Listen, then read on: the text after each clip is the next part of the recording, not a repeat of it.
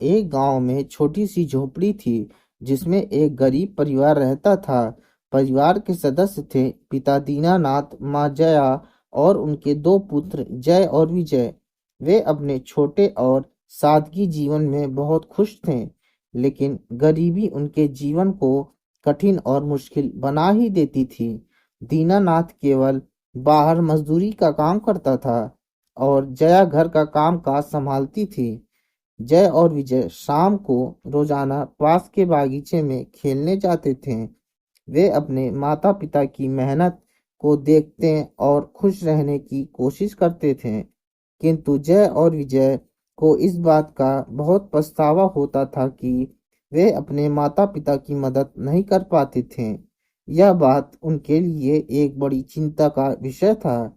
इसके अलावा जय और विजय को पढ़ाई का बहुत शौक था। दोनों भाई अपने पिता दीनानाथ की कमाई से थोड़ी थोड़ी बचत करके खरीदी हुई किताबों को पढ़ते थे। जय और विजय जानते थे कि शिक्षा ही उनके जीवन को आसान और एक बेहतर बना सकती है। जय आईएएस बनना चाहता था और डॉक्टर विजय बनना चाहता था। एक दिन की बात है, घर के सभी सदस्य घर के भीतर मौजूद थे। तभी दरवाजा खटखटाने की आवाज आई। जब दीनानाथ ने दरवाजा खोला तो उसने पाया कि उसके सामने एक पंडित जी खड़े हैं।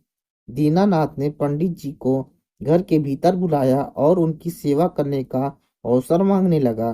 दीनानाथ ने पंडित जी की खूब सेवा की और कहा कि महाराज, मेरे दोनों पुत्र जय और विजय का भविष्य बता सकते हैं क्या? अब तो इन दोनों की शिक्षा ही हमारी गरीबी को दूर कर सकती है।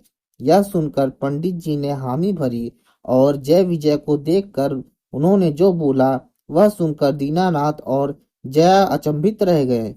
पंडित जी ने कहा, इन दोनों बालकों का भविष्य अत्यधिक संकट में है। वह यह सुनकर दीनानाथ और जया बहुत दुखी और चिंतित हो उठे। फिर पंडित जी ने बोला, मित्र दीनानाथ, तुम तो अपना गुजारा कर ले रहे हो, किंतु तुम्हारे दोनों बालक अपना गुजारा भी नहीं कर पाएंगे।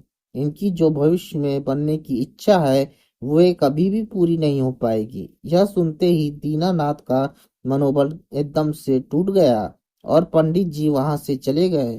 पंडित जी की बात से निराश होकर कुछ दिनों बाद जय और विजय विद्यालय जा रहे थे, पर उनके पास स्कूल में फीस देने की पैसे नहीं थे। इस बात पर एक बार फिर दीनानाथ और जया अत्यधिक चिंतित हो उठे। फिर भी उन दोनों ने हिम्मत नहीं हारी और उन्होंने अपने बच्चों के लिए संघर्ष करने का फैसला किया। इधर दीनानाथ और जया आर्थिक संघर्ष करते, उधर जय और विजय पढ़ाई में खूब मन लगाकर पढ़ते। दूसरी तरफ जय और विजय पंडित जी की भविष्यवाणी से काफी परेशान रहने लगे थे। कहीं हमारी मेहनत असफल न हो जाए, इस डर से जय और विजय दोनों अपनी पढ़ाई कई घंटों तक जारी रखते थे। धीरे धीरे समय बीतता चला गया। जय और विजय ने अच्छे अंक प्राप्त किए हैं और इतनी सारी सामने आई हुई कठिनाइयों को झेलने के बाद भी वे दोनों मुस्कुरा रहे थे। जय और विजय अपने माता पिता की आशा को निराशा में नहीं बदलना चाहते थे। वर्षों बाद जय और विजय की पढ़ाई रंग लाई। जय आईएएस बन गया और विजय डॉक्टर। जय और विजय अपने माता पिता के त्याग को समझा और अपनी पूरी जिंदगी उनके चरणों में समर्पण कर दिया। अब वे अपने परिवार में काफी सक्षम और खुश थे और दोनों बेटों ने अपने माता पिता के लिए एक नया घर बनवाया। तभी दीनानाथ और जया की आंखों में आंसू आ गए, लेकिन ये आंसू खुशी की थे। कुछ दिन बाद उनके घर में वही पंडित जी आए जो 10 साल पहले आए थे। उन पंडित जी का अनादर करते हुए जय और विजय उन्हें अपने घर से बाहर निकालने को कहा, परंतु दीनानाथ ने अपने दोनों बेटों को समझाया और शांत किया। पंडित जी को बोलने का मौका दिया। तब पंडित जी ने दीनानाथ, जया, जय विजय पूरे परिवार को सीख दी कि किस्मत हाथ की लकीरों में नहीं बल्कि मेहनती हथेलियों में होती है।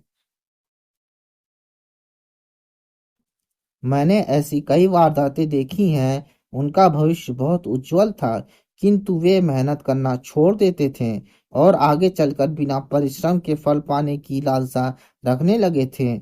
और मेरी कही हुई बातों पर विश्वास कर वे मेहनत का साथ त्याग देते थे।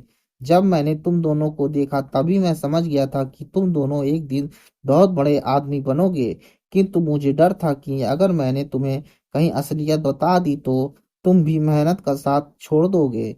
अगर इसके बावजूद तुम्हें लगता है कि मैंने गलती की है तो तुम चाहे जो चाहे सजा दे सकते हो। सभी लोगों ने पंडित जी की बातों को समझा और उनका शुक्रिया किया। शिक्षा। इस कहानी से हमें यह सीख मिलती है कि परिश्रम एक बहुत अनमोल है और भविष्य और भूतकाल की योजनाएं में हमें अपना समय नष्ट नहीं करना चाहिए।